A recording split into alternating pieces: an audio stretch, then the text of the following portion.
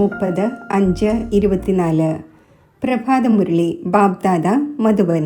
ബാബ പറയുന്നു, മധുരമായ കുട്ടികളെ, നിങ്ങൾക്ക് ആദ്യം ഈ നിശ്ചയം വേണം. നമ്മളെ പഠിപ്പിക്കുന്നത് സ്വയം ശാന്തിയുടെ സാഗരവും സുഖത്തിൻ്റെ സാഗരവുമായ ബാബയാണ്.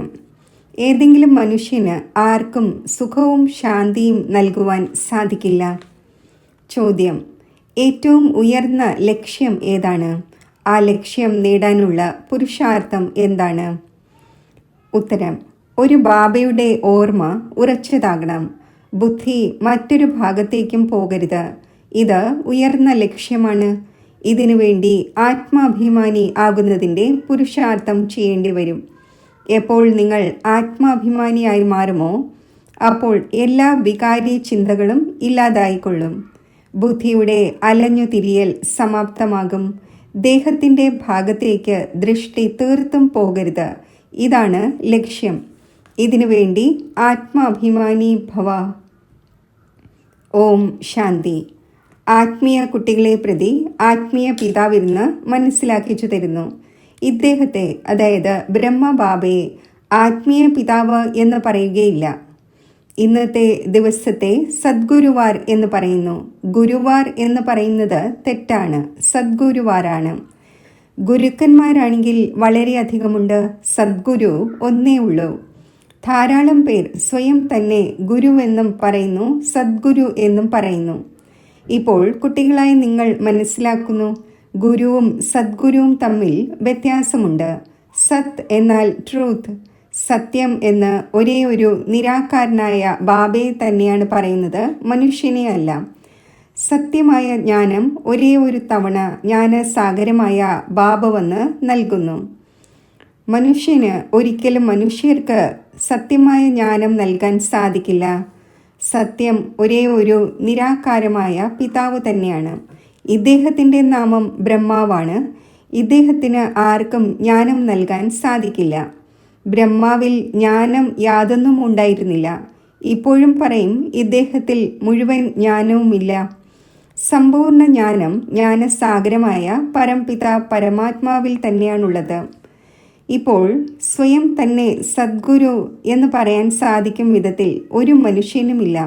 സദ്ഗുരു എന്നാൽ സമ്പൂർണ്ണ സത്യം. നിങ്ങൾ എപ്പോഴാണോ സത്യമായി മാറുന്നത്, അപ്പോൾ പിന്നെ ഈ ശരീരം അവശേഷിക്കുകയില്ല.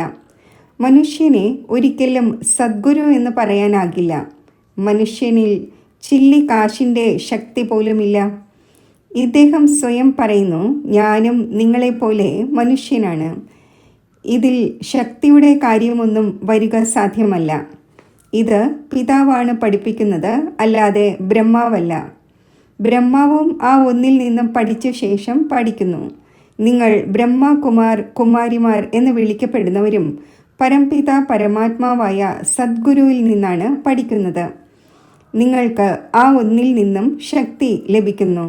ശക്തിയുടെ അർത്ഥം ആരെങ്കിലും ഇടിക്കുകയും അവർ വീണു പോവുകയും ചെയ്യുന്നു എന്നതിനെയല്ല. അങ്ങനെയല്ല. ഇത് ആത്മീയ ശക്തിയാണ്. അത് ആത്മീയ പിതാവിലൂടെ ലഭിക്കുന്നു. ഓർമ്മയുടെ ബലത്തിലൂടെ നിങ്ങൾ ശാന്തി നേടുന്നു.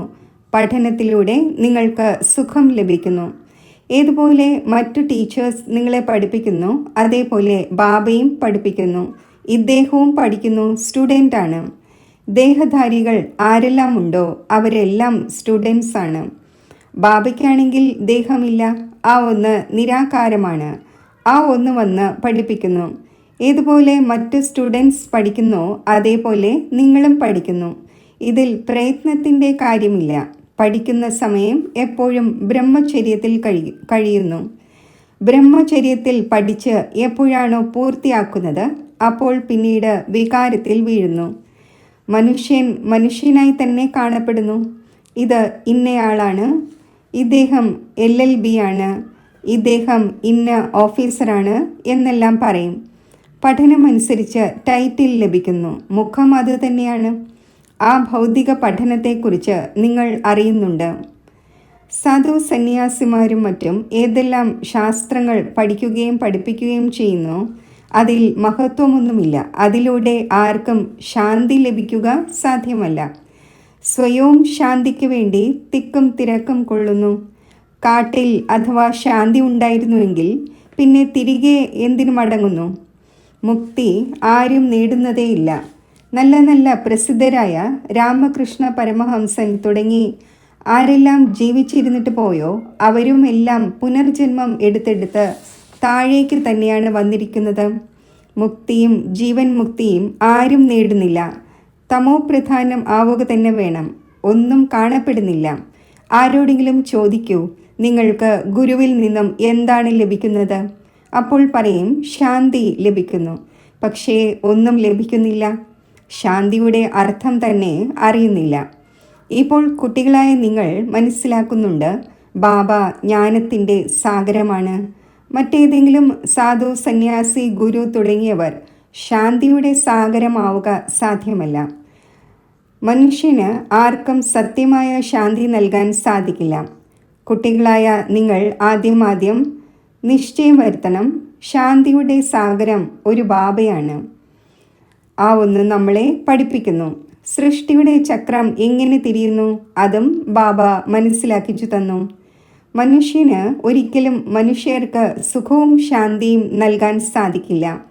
ഈ ബ്രഹ്മാവ് ആ ഒന്നിൻ്റെ രഥമാണ്. നിങ്ങളെപ്പോലെ സ്റ്റുഡൻറ്റ് തന്നെയാണ്. ഇദ്ദേഹവും ഗൃഹസ്ഥ വ്യവഹാരത്തിൽ കഴിയുന്ന ആൾ ആയിരുന്നു. കേവലം ബാബയ്ക്ക് തൻ്റെ രഥം ലോണായി നൽകി, അതും വാനപ്രസ്ഥ അവസ്ഥയിൽ. നിങ്ങളെ മനസ്സിലാക്കിക്കുന്നത് ഒരു പിതാവാണ്. ആ പിതാവ് പറയുന്നു, എല്ലാവർക്കും നിർവികാരി ആകേണ്ടതുണ്ട്. ആർക്കാണോ സ്വയം ആകുവാൻ സാധിക്കാത്തത് അവർ പിന്നെ അനേകം പ്രകാരത്തിലുള്ള കാര്യങ്ങൾ പറയും, അധിക്ഷേപിക്കുകയും ചെയ്യും. ഇങ്ങനെ വിചാരിക്കുന്നു, നമ്മുടെ ജന്മജന്മാന്തരങ്ങളിലെ ഭോജനം അഥവാ പിതാവിൻ്റെ ഏതൊരു സമ്പത്താണോ ലഭിച്ചത് അത് വിടുവിക്കുകയാണ്. ഇപ്പോൾ വിടുവിക്കുന്നത് ആ പരിധിയില്ലാത്ത പിതാവാണല്ലോ. ഇദ്ദേഹത്തിനെയും ആ ഒന്ന് വിടുവിച്ചു. കുട്ടികളെയും രക്ഷിക്കുവാൻ ശ്രമിച്ചു. ആർക്ക് ഇറങ്ങാൻ സാധിച്ചുവോ അവരെ ഇറക്കി.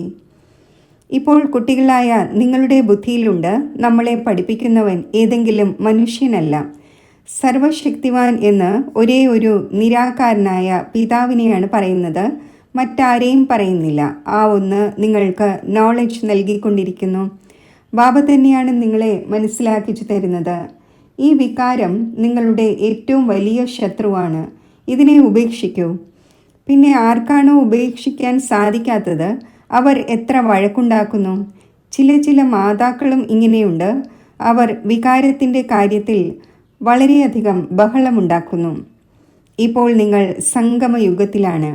ഇത് പുരുഷോത്തമ സംഗമയുഗമാണ് എന്നതും ആരും അറിയുന്നില്ല. ബാബ എത്ര നല്ല രീതിയിൽ മനസ്സിലാക്കിച്ചു തരുന്നു. ധാരാളം പേരുണ്ട്, അവർക്ക് പൂർണ്ണ നിശ്ചയമുണ്ട്. ചിലർക്ക് സെമി നിശ്ചയമാണ്, ചിലർക്ക് 100%, ചിലർക്ക് 10%. ഇപ്പോൾ ഭഗവാൻ ശ്രീമത്ത് നൽകുന്നു, കുട്ടികളെ എന്നെ ഓർമ്മിക്കൂ. ഇത് ബാബയുടെ ഉയർന്ന ആജ്ഞയാണ്. നിശ്ചയമുണ്ടാകണം, അപ്പോഴാണല്ലോ ആ ആജ്ഞയനുസരിച്ച് നടക്കുന്നത്. ബാബ പറയുന്നു, എൻ്റെ മധുരമായ കുട്ടികളെ, നിങ്ങൾ സ്വയം ആത്മാവാണ് എന്ന് മനസ്സിലാക്കി ബാബയെ ഓർമ്മിക്കൂ. ഇദ്ദേഹത്തെ ഓർമ്മിക്കേണ്ടതില്ല. ഞാനല്ല പറയുന്നത്, ബാബ എന്നിലൂടെ നിങ്ങളോട് പറയുകയാണ്. കുട്ടികളായി നിങ്ങൾ പഠിക്കുന്നത് പോലെ ഇദ്ദേഹവും പഠിക്കുകയാണ്. എല്ലാവരും സ്റ്റുഡൻസാണ്. പഠിപ്പിക്കുന്നവൻ ഒരു ടീച്ചറാണ്. മറ്റതെല്ലാം മനുഷ്യരാണ് പഠിപ്പിക്കുന്നത്. ഇവിടെ നിങ്ങളെ ഈശ്വരൻ പഠിപ്പിക്കുന്നു. ആത്മാക്കളായി നിങ്ങൾ പഠിക്കുന്നു. നിങ്ങളുടെ ആത്മാവ് പിന്നെ പഠിപ്പിക്കുന്നു. ഇതിൽ വളരെയധികം ആത്മാഭിമാനി ആകേണ്ടതുണ്ട്. ബാരിസ്റ്ററും എഞ്ചിനീയറും ആത്മാവ് തന്നെയാണ് ആകുന്നത്. ആത്മാവിന് ഇപ്പോൾ ദേഹാഭിമാനം വന്നിരിക്കുകയാണ്. ആത്മാഭിമാനിക്ക് പകരം ദേഹാഭിമാനി ആയിരിക്കുകയാണ്. ആത്മാഭിമാനി ആയിരിക്കുമ്പോൾ വികാരി എന്ന് പറയാൻ സാധിക്കില്ല. അവർക്ക് ഒരിക്കലും വികാരി ചിന്ത പോലും വരിക സാധ്യമല്ല. ദേഹാഭിമാനത്തിലൂടെ തന്നെയാണ് വികാരി ചിന്തകൾ വരുന്നത്. പിന്നെ വികാരത്തിൻ്റെ തന്നെ ദൃഷ്ടിയോടെ നോക്കുന്നു. ദേവതമാർക്ക് ഒരിക്കലും വികാരി ദൃഷ്ടി ഉണ്ടാവുക സാധ്യമല്ല. ജ്ഞാനത്തിലൂടെ ദൃഷ്ടി മാറുന്നു. സത്യയുഗത്തിൽ ഇങ്ങനെ സ്നേഹിക്കുകയോ ഡാൻസ് ചെയ്യുകയോ ചെയ്യില്ല. അവിടെ സ്നേഹിക്കും, പക്ഷേ വികാരത്തിൻ്റെ ദുർഗന്ധം ഉണ്ടായിരിക്കുകയില്ല. ജന്മജന്മാന്തരങ്ങളായി വികാരത്തിൽ പോയി. അപ്പോൾ ആ ലഹരി മാറുന്നത് വളരെ പ്രയാസമാണ്. ബാബ നിർവികാരിയാക്കുന്നു. അപ്പോൾ പല പുത്രിമാരും തീർത്തും ശക്തരായി മാറുന്നു. നമുക്ക് പൂർണ്ണമായും നിർവികാരിയാകണം. നമ്മൾ ഒറ്റയ്ക്കായിരുന്നു, ഒറ്റയ്ക്ക് തന്നെ പോകണം. അവരെ ആരെങ്കിലും അല്പം ടച്ച് ചെയ്താൽ നല്ലതായി തോന്നുകയില്ല. ഇങ്ങനെ പറയും, ഇവർ നമ്മളെ കൈകൊണ്ട് എന്തിനു സ്പർശിക്കുന്നു? ഇതിൽ വികാരി ദുർഗന്ധമുണ്ട്. വികാരികൾ നമ്മളെ ടച്ച് പോലും ചെയ്യരുത്. ഈ ലക്ഷ്യത്തിൽ എത്തിച്ചേരണം. ദേഹത്തിൻ്റെ ഭാഗത്തേക്ക് ദൃഷ്ടി തീർത്തും ഉണ്ടായിരിക്കരുത്. ആ കർമാതീത അവസ്ഥ ഇപ്പോൾ ഉണ്ടാക്കേണ്ടതുണ്ട്. ഇപ്പോൾ വരെയും കേവലം ആത്മാവിനെ തന്നെ നോക്കുകയാണ് എന്നല്ല ലക്ഷ്യമാണ്. ബാബ എപ്പോഴും പറഞ്ഞുകൊണ്ടിരിക്കുന്നു, കുട്ടികളെ സ്വയം ആത്മാവായി മനസ്സിലാക്കൂ. ഈ ശരീരം വാലാണ്, അതിലൂടെ നിങ്ങൾ പാർട്ട് അഭിനയിക്കുന്നു. ചിലർ പറയുന്നു ഇദ്ദേഹത്തിൽ ശക്തിയുണ്ട്. എന്നാൽ ശക്തിയുടെ ഏതെങ്കിലും കാര്യമേ ഇല്ല. ഇത് പഠനമാണ്. ഏതുപോലെ മറ്റുള്ളവരും പഠിക്കുന്നു, ഇദ്ദേഹവും പഠിക്കുന്നു. പ്യൂരിറ്റിക്ക് വേണ്ടി എത്ര തലയിട്ടടിക്കേണ്ടി വരുന്നു? വളരെയധികം പ്രയത്നമുണ്ട്. അതിനാൽ ബാബ പറയുന്നു, പരസ്പരം ആത്മാവായി തന്നെ നോക്കൂ. സത്യയുഗത്തിലും നിങ്ങൾ ആത്മാഭിമാനിയായി ഇരിക്കുന്നു. അവിടെയാണെങ്കിൽ രാവണ രാജ്യമേ ഇല്ല, വികാരത്തിൻ്റെ കാര്യമില്ല. ഇവിടെ രാവണ രാജ്യത്തിൽ എല്ലാവരും വികാരിയാണ്. അതിനാൽ ബാബ വന്ന് നിർവികാരിയാക്കുന്നു. ആവുകയില്ലെങ്കിൽ ശിക്ഷ അനുഭവിക്കേണ്ടി വരും. ആത്മാവ് പവിത്രമാകാതെ മുകളിലേക്ക് പോകുവാൻ സാധിക്കില്ല. കണക്കുകൾ സമാപ്തമാക്കേണ്ടി വരും. എന്നിരുന്നാലും പദവി കുറഞ്ഞു പോകും. ഈ രാജധാനി സ്ഥാപിതമായിക്കൊണ്ടിരിക്കുകയാണ്. കുട്ടികൾ അറിയുന്നുണ്ട്, സ്വർഗത്തിൽ ഒരു ആദി സനാതന ദേവീ ദേവന്മാരുടെ രാജ്യമുണ്ടായിരുന്നു. ആദ്യം തീർച്ചയായും ഒരു രാജാവും റാണിയുമായിരിക്കും. പിന്നെ ഡിനാസ്റ്റി ഉണ്ടാകും. പ്രജകൾ അനേകം തയ്യാറാകുന്നു.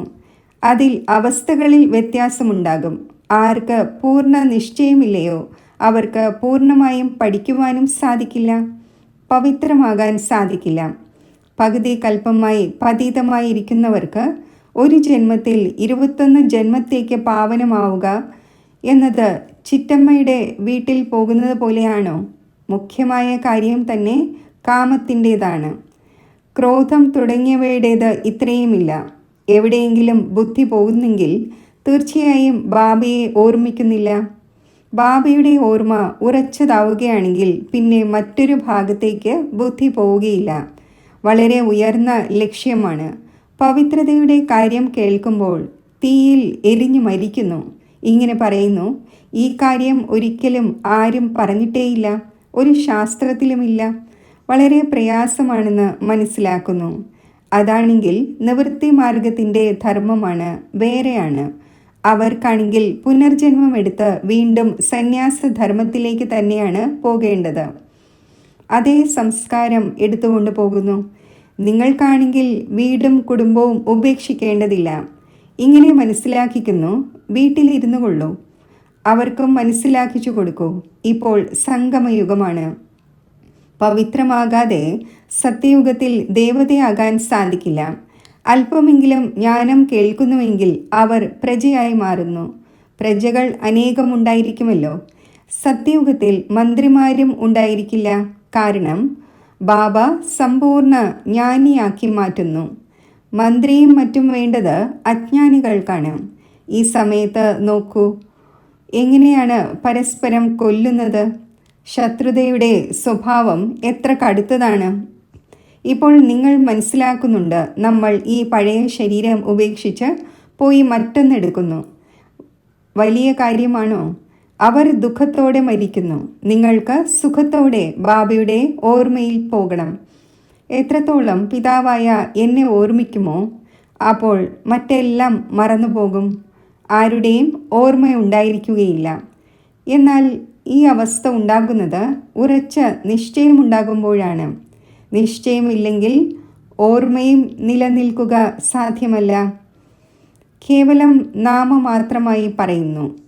നിശ്ചയമേ ഇല്ലെങ്കിൽ എങ്ങനെ ഓർമ്മിക്കുവാനാണ്? എല്ലാവർക്കും ഒന്നുപോലെ നിശ്ചയമില്ലല്ലോ. മായ നിശ്ചയത്തിൽ നിന്നും മാറ്റുന്നു, മുൻപത്തേതുപോലെയായി മാറുന്നു. ആദ്യം ബാബയിൽ നിശ്ചയം വേണം. ഇത് പിതാവല്ല എന്ന സംശയം ഉണ്ടായിരിക്കുമോ? പരിധിയില്ലാത്ത പിതാവ് തന്നെയാണ് ജ്ഞാനം നൽകുന്നത്. ഇദ്ദേഹം പറയുന്നു, ഞാൻ സൃഷ്ടിയുടെ രചയിതാവിനെയും രചനയെയും അറിഞ്ഞിരുന്നില്ല. എന്നെ ആരെങ്കിലും കേൾപ്പിക്കും. ഞാൻ 12 ഗുരുക്കന്മാരെ സ്വീകരിച്ചു. അവരെയെല്ലാം ഉപേക്ഷിക്കേണ്ടി വന്നു. ഗുരു ജ്ഞാനം നൽകിയില്ല. സദ്ഗുരു പെട്ടെന്ന് വന്ന് പ്രവേശിച്ചു. എന്താണ് സംഭവിക്കേണ്ടത് എന്നറിയില്ല എന്ന് വിചാരിച്ചു. ഗീതയിലുമുണ്ടല്ലോ, അർജുനനും സാക്ഷാത്കാരം നൽകി. അർജുനൻ്റെ കാര്യമല്ല, ഇത് രഥമാണല്ലോ. ഇദ്ദേഹവും മുൻപ് ഗീത പഠിക്കുമായിരുന്നു. ബാബ പ്രവേശിച്ചു, സാക്ഷാത്കാരം നൽകി. ഈ ബാബ തന്നെയാണ് ജ്ഞാനം നൽകുന്നവൻ. അപ്പോൾ ആ ഗീത ഉപേക്ഷിച്ചു. ബാബ ജ്ഞാനത്തിൻ്റെ സാഗരമാണ്. നമുക്ക് ആ ഒന്ന് തന്നെയാണല്ലോ പറഞ്ഞു തരിക. ഗീത മാതാവും പിതാവുമാണ്. അത് പിതാവ് തന്നെയാണ്. ആ ഒന്നിനെക്കുറിച്ച് ത്വമേവ മാതാശ്ച പിതാ എന്ന് പറയുന്നു. ആ ഒന്ന് രചിക്കുന്നു, അഡോപ്റ്റ് ചെയ്യുന്നുവല്ലോ. ഈ ബ്രഹ്മാവും നിങ്ങളെപ്പോലെ തന്നെ. ബാബ പറയുന്നു, ഇദ്ദേഹത്തിൻ്റെയും എപ്പോഴാണോ വാനപ്രസ്ഥ അവസ്ഥ ഉണ്ടാകുന്നത് അപ്പോൾ ഞാൻ പ്രവേശിക്കുന്നു. കുമാരിമാർ പവിത്രമാണ്. അവരെ സംബന്ധിച്ച് സഹജമാണ്. വിവാഹശേഷം എത്ര ബന്ധങ്ങൾ വർദ്ധിക്കുന്നു. അതിനാൽ ദേഹി അഭിമാനിയാകുന്നതിൽ പ്രയത്നമുണ്ടാകുന്നു. വാസ്തവത്തിൽ ആത്മാവ് ശരീരത്തിൽ നിന്നും വേറെയാണ്.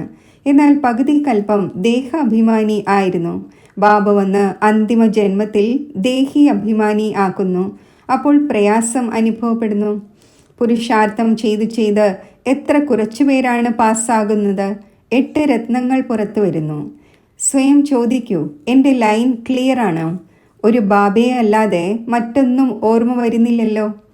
ഈ അവസ്ഥ അവസാനമുണ്ടാകും. ആത്മാഭിമാനി ആകുന്നതിൽ വളരെയധികം പ്രയത്നമുണ്ട്. ശരി, മധുരമധുരമായ സിഖില്ലതെ കുട്ടികൾക്ക് മാതാവും പിതാവുമായ ബാബ്ദാദയുടെ സ്നേഹസ്മരണകൾ. Good morning. ആത്മീയ പിതാവിൻ്റെ ആത്മീയ കുട്ടികൾക്ക് നമസ്തേ. ധാരണയ്ക്കുള്ള മുഖ്യസാരം: ജ്ഞാനത്തിലൂടെ തൻ്റെ ദൃഷ്ടിയെ പരിവർത്തനപ്പെടുത്തണം. ആത്മാഭിമാനിയായി വികാരി ചിന്തകൾ സമാപ്തമാക്കണം. ഒരു വികാരത്തിൻ്റെയും ദുർഗന്ധം ഉണ്ടാകരുത്. ദേഹത്തിൻ്റെ നേർക്ക് തീർത്തും ദൃഷ്ടി പോകരുത്. പരിധിയില്ലാത്ത ബാബ തന്നെയാണ് നമ്മളെ പഠിപ്പിക്കുന്നത്. ഇങ്ങനെ ഉറച്ച നിശ്ചയമുണ്ടാകണം. അപ്പോൾ ഓർമ്മ ശക്തമാകും. ശ്രദ്ധയുണ്ടായിരിക്കണം. മായ നിശ്ചയത്തിൽ നിന്നും അല്പം പോലും കുലുക്കരുത്. വരദാനം: സേവാഭാവത്തിലൂടെ സേവനം ചെയ്തുകൊണ്ട് മുന്നോട്ട് പോവുകയും കൊണ്ടുപോവുകയും ചെയ്യുന്ന നിർവിഘ്ന സേവാധാരിയായി ഭവിക്കട്ടെ. സേവാഭാവം സഫലത നേടിത്തരുന്നു. സേവനത്തിൽ അഥവാ അഹംഭാവം വന്നുവെങ്കിൽ അതിനെ സേവാഭാവം എന്ന് പറയില്ല. ഏതെങ്കിലും സേവനത്തിൽ അഥവാ അഹംഭാവം മിക്സ് ആവുകയാണെങ്കിൽ പ്രയത്നവും കൂടുതലുണ്ടാകുന്നു, സമയവും കൂടുതലെടുക്കുന്നു, സ്വയം തൻ്റെ സന്തുഷ്ടതയും ഉണ്ടാകുന്നില്ല. സേവാഭാവമുള്ള കുട്ടികൾ സ്വയവും മുന്നോട്ട് പോകുന്നു, മറ്റുള്ളവരെയും മുന്നോട്ട് കൊണ്ടുപോകുന്നു. അവർ സദാ പറക്കുന്ന കല അനുഭവിക്കുന്നു. അവരുടെ ഉന്മേഷവും ഉത്സാഹവും സ്വയം തന്നെ നിർവിഘ്നമാക്കുന്നു, മറ്റുള്ളവരുടെ മംഗളവും ചെയ്യുന്നു. സ്ലോഗൻ: ആരാണോ മഹീനവും ആകർഷിക്കുന്നതുമായ ചരടുകളിൽ നിന്നും മുക്തമായവർ, അവരാണ് ജ്ഞാനി ആത്മാവ്. ഓം ശാന്തി.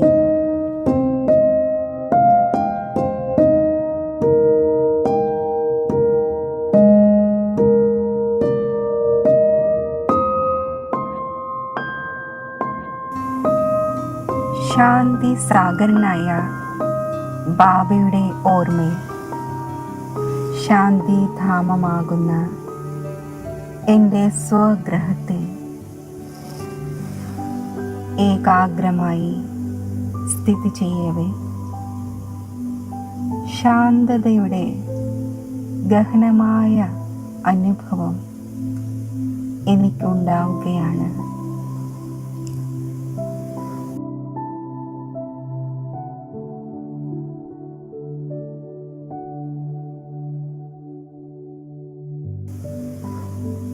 അനുപമമായ ശാന്തിയുടെ അനുഭവത്തിൽ ഞാൻ ലയിച്ചിരിക്കുകയാണ്.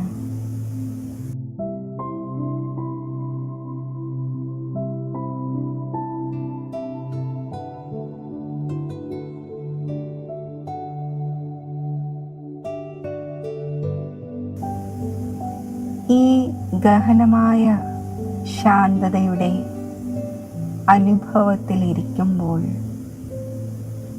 ഈ വിശ്വത്തിലെ ആത്മാക്കൾക്ക് ഇപ്പോൾ ആവശ്യം മനസ്സിൻ്റെ സത്യമായ ശാന്തിയാണ് എന്ന് ഞാൻ അറിയുന്നു.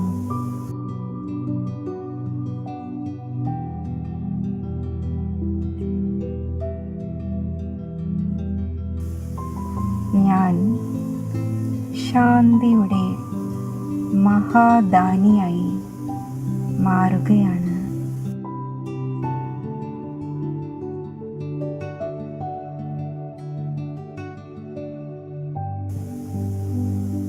സ്വാഭാവികമായി തന്നെ എൻ്റെ ആത്മജ്യോതിസിൽ നിന്നും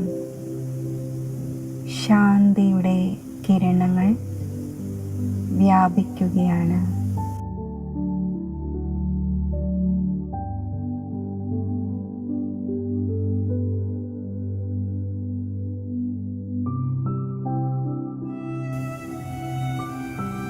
എൻ്റെ സൂക്ഷ്മ സങ്കല്പ ശക്തി കൊണ്ട്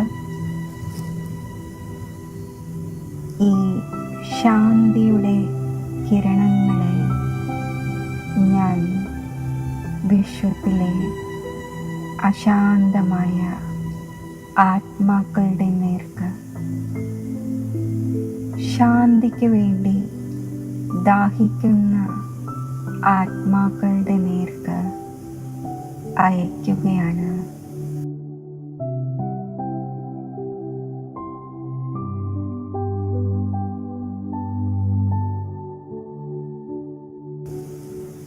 ബാബയിൽ നിന്നും പ്രാപ്തമായ ഈ ഗഹനമായ ശാന്തിയുടെ അമൂല്യ ഖജനാവ് എൻ്റെ സഹോദര ആത്മാക്കൾക്ക് വേണ്ടി ഞാൻ ദാനം ചെയ്യുകയാണ്.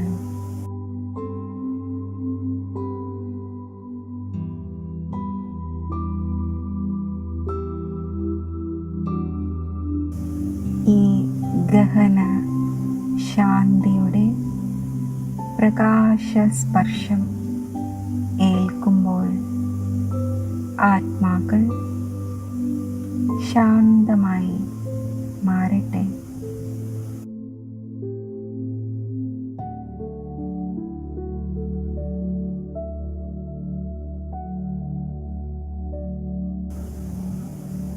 ആത്മാക്കളിൽ ശാന്തിയുടെ ഈശ്വരീയ ഖജനാവ് നിറയട്ടെ.